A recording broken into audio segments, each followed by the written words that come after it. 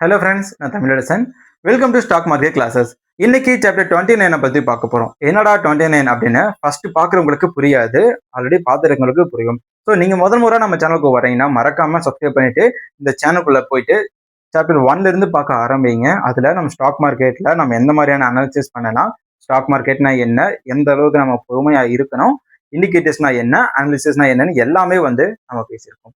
இதெல்லாமே ரொம்ப யூஸ்ஃபுல்லாக இருக்கும். ஸோ பார்க்காதவங்க தயவு செய்து போய் பார்த்துருங்க.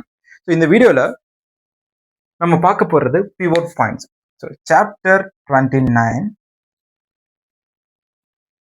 Topic pivot points.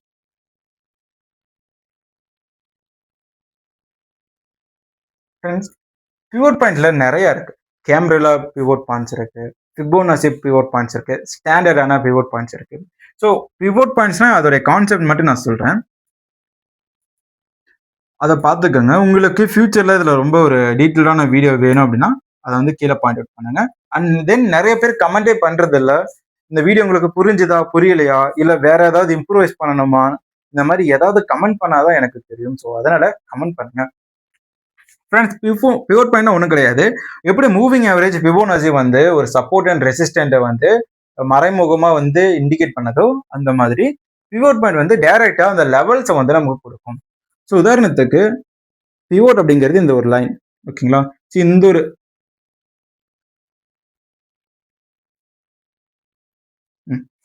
லைன் இருக்குன்னு வச்சுக்கோங்களேன், பிவோட் லைன் வச்சுக்கலாம். இதை மேல R1, R2, R3, கீழே S1, S2, S3. ஸோ இந்த மாதிரி சப்போர்ட் அண்ட் ரெசிஸ்டன்ஸ் கேல்குலேட் பண்ணி நமக்கு கொடுக்கும். எப்படி பாஸ்ட் ப்ரைஸ் மூவ்மெண்ட்ஸ் அண்ட் வால்யூம்ஸை வச்சு நமக்கு இதை இந்த ரெஃபரன்ஸ்க்காக இதை நம்ம கொடுக்கும். ஓகேவா? ஸோ இது ஷேர் மார்க்கெட்டில் அப்ளை ஆகுதானா? கன்ஃபார்மாக அப்ளை ஆகுங்க. நீங்கள் யூஸ் கூட பண்ணி பார்த்துக்கலாம். பட் இதில் ஏன் அதிகமாக யூஸ் பண்ணுறது கிடையாதுன்னா, இப்போ ப்ரைஸ் ஆக்ஷன் ட்ரேடர்ஸை பொறுத்த வரைக்கும் ஒரு பிரேக் அவுட் வந்ததுன்னா அதோடைய டார்கெட் இல்லை நியரஸ்ட் ரெசிஸ்டண்ட்டை டார்கெட்டாக யூஸ் பண்ணி வெளியே வந்துருவாங்க. பிவோட் பாயிண்ட் அப்படி கிடையாது. இப்போ இது பிவோட்டை கிராஸ் பண்ணி ஒரு பிரைஸ் மேலே போகுதுன்னா R1 டச் பண்ணிட்டு நமக்கு எக்ஸிட்டை காமிக்காது, நம்ம தான் புரிஞ்சுக்கணும். R1 உடச்சிட்டு மேலே போச்சு அப்படின்னா R2 டச் பண்ணணும். இதையும் உடச்சிட்டு மேலே போச்சு கேண்டில் அப்படின்னா R3 டச் பண்ணணும். ஸோ இதுக்கு இடையில எங்க வேணா அது ரிவர்ஸ் எடுக்கலாம். ஸோ நமக்கு டிசிஷன் எடுக்கிறது ரொம்பவே லேக் அடிக்கும். பட் இதை நீங்க ப்ராக்டிஸ் பண்ணீங்க அப்படின்னா பிகினர்ஸ்க்கு இது ரொம்ப யூஸ்ஃபுல்லா இருக்கும். ஸோ நான் ஏன் பிகினர் அப்படின்றனா, indicator is only for beginner. Professional traders இந்த இண்டிகேட்டர்ஸ்க்கு அதிகமான வெயிட்டேஜ் கொடுக்க மாட்டாங்க. அவங்க யூஸ் பண்ணுவாங்க, பட் வெயிட்டேஜ் அதிகமாக கொடுக்க மாட்டாங்க. இப்போ நம்ம வண்டியில போகும்போது ஒரு சின்ன ஒரு இண்டிகேட்டர் தேவைக்காக போடுறீங்களா, ஸோ அந்த மாதிரி தான் இதை யூஸ் பண்ணிப்பாங்க. பட் பிகினர்ஸ்க்கு கப்பல்ல இருக்கிற காம்ப்ளெக்ஸ் மாதிரி இந்த இண்டிகேட்டர். ஸோ இந்த இண்டிகேட்டர் ஃபாலோ பண்ணி நீங்க ட்ரேட் எடுக்கும்போது ரொம்ப கவனமா இருக்கணும். இப்போ இதுல பாத்தீங்க அப்படின்னா RSI 30-70 பாயிண்ட்ஸ் இருக்கிற மாதிரி இது R 1, 2, 3 ரெசிஸ்டன்ட் லைன் 1, 2, 3. ஸோ இந்த இடத்துல இதை நான் அதிகமாக ஏன் யூஸ் பண்ண மாட்டாங்கன்னு பார்த்தீங்கன்னா, R1 டச் பண்ணிட்டு R2 டச் பண்ற மாதிரி போயிட்டு கீழே விழுக வாய்ப்பு இருக்கு. ஸோ அந்த மாதிரி நேரத்தில் நம்ம ஒரு ஷார்ட்டே பார்த்தீங்கன்னா ரொம்ப கிளியரா இல்லாம ரொம்ப கஸ்டர்டா தெரியும். ஸோ அதெல்லாம் பார்த்தீங்கன்னா ஒரு டிராபேக்கா இதுல இருக்கு. இதுல நான் உங்களுக்கு காட்டுறேன் பாருங்க எப்படி இருக்குன்ற. இங்க பார்த்தால் R1, R2, R1, R3 இந்த மாதிரி இருக்கா. ஸோ இந்த மாதிரி இருக்கிறதுனால தான் கொஞ்சம் அதிகமாக யூஸ் பண்றதுக்கு தயக்கம் இருக்கும். இப்போ இந்த இடத்துல பார்த்தீங்கன்னா தெரியும், ஏதாவது ஒரு R1 எடுத்துக்கோங்க. உதாரணத்துக்கு இந்த மே இருக்கு இல்லையா, மேக்கு மேல இருக்கிற S1 பாருங்க.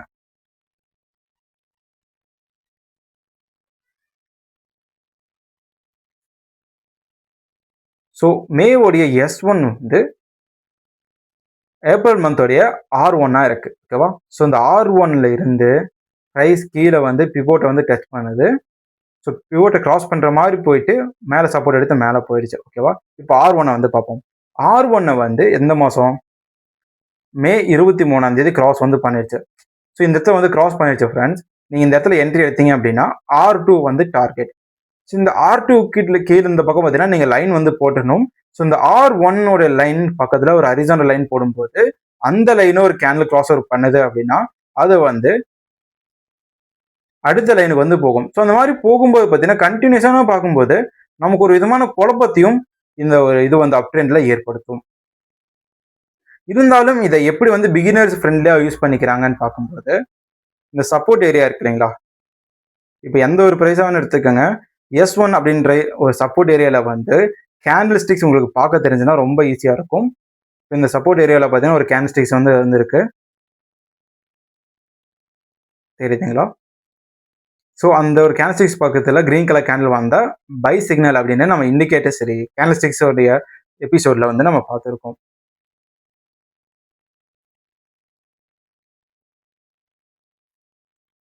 ஓகேவா? ஸோ இது வந்து ரீசன்ட் சப்போர்ட் அண்ட் ரெசிஸ்டன்ட் ஏரியாவை வந்து நமக்கு காட்டுது. அதனால சப்போர்ட் ஏரியா இது சப்போர்ட் ஒன்னு வச்சுப்போம். இந்த இடத்துல வந்து ஒரு ஹேமர் பேட்டர்ன் வந்து பக்கத்தில் புல்லிஷ் கேண்டில் வந்ததுன்னா இது பை என்ட்ரி.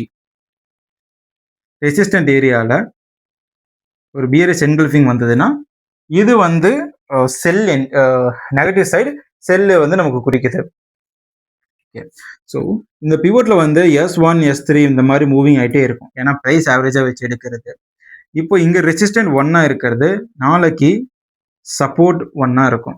ஸோ இந்த மாதிரி சப்போர்ட் அண்ட் ரெசிஸ்டன்ட் சின்ன சின்ன லெவல்லையும் இது வந்து குறித்து காட்டுறதுனால நமக்கு வந்து டிசிஷன் எடுக்கிறதுக்கு மண்டே பிச்சுக்கிற மாதிரி இருக்கும். ஸோ அதனால சிம்பிளா பிவோட்டை யூஸ் பண்ணும்போது நம்ம கவனம் வச்சுக்க வேண்டியது என்னன்னா, இது வந்து S1னா இந்த S1ல வந்து பவர்ஃபுல்லான கேண்டில்ஸ்டிக்ஸ் பேட்டர்ன் ஏதாவது இருக்கா அப்படின்னு வந்து நம்ம பார்க்கணும். ஸோ இது வந்து ஹேமர் பேட்டர்ன், இது மார்னிங் ஸ்டார், இது என்கல்ஃபிங், இது சரி இது பிரைஸ் ரீச்சிங், இது என்கல்ஃபிங். சரிங்களா? இதெல்லாமே சப்போர்ட் 1 சப்போர்ட் 2 அப்படின்ற பிவோட் லைன்ல வரும்போது இந்த கேண்டில்ஸ்டிக்ஸ் வந்துச்சு அப்படின்னா நீங்க பை வந்து அடிச்சிடலாம். எப்போ செல் பண்ணணும்னு பார்த்தீங்கன்னா மீண்டும் அதே மாதிரி bearish engulfing, grey stone candle, அப்புறம் பீரிஸ் ஹராமி இதெல்லாம் வரும்போது நம்ம வந்து செல் பண்ணிடலாம். அண்ட் ஷூட்டிங் ஸ்டார் பேட்டர்ன் இல்லைன்னா ஈவினிங் ஸ்டார் பேட்டர்ன் சொல்லுவாங்க, இதை வந்து வரும்போது நீங்க செல் வந்து அடிச்சிடலாம் ரெசிஸ்டன்ட் லெவல்ல. ஸோ பிவோட்டை பொறுத்த வரைக்கும் ஒவ்வொரு சப்போர்ட் 1 2 3 இருக்கு, ரெசிஸ்டன்ட் 1 2 3 வந்து இருக்கும். எல்லா இடத்துலையும் டிசிஷன் எடுக்க பார்த்தீங்கன்னா மண்டை குழம்பிடும் உங்களுக்கு. அதனால நீங்க என்ன பண்றீங்கன்னா S1 இருக்கு அந்த இடத்துல ஒரு ஹரிசான் லைனை வந்து டிராப் பண்ணிருங்க. அந்த லைனுக்கு மேல ஒரு புல்லிஸ் என்கல்ஃபிங் இல்ல புல்லிஸ் கேண்டில்ஸ்டிக்ஸ் பேட்டர்ன் வருதுன்னா நீங்க என்ட்ரி வந்து எடுக்கலாம். ஸோ ஓகே, இந்த வீடியோ இதுக்கு மேல சொன்னா நானே உங்களுக்கு குழப்பின மாதிரி ஆயிரும். புரிஞ்சது அப்படின்னா கமெண்ட் பண்ணுங்க, புரியல அப்படின்னா புரியலன்னு கமெண்ட் பண்ணுங்க. கண்டிப்பா இன்னொரு வீடியோல இதை பத்தி பேசலாம். தேங்க்ஸ் ஃபார் வாட்சிங். Tata, bye bye.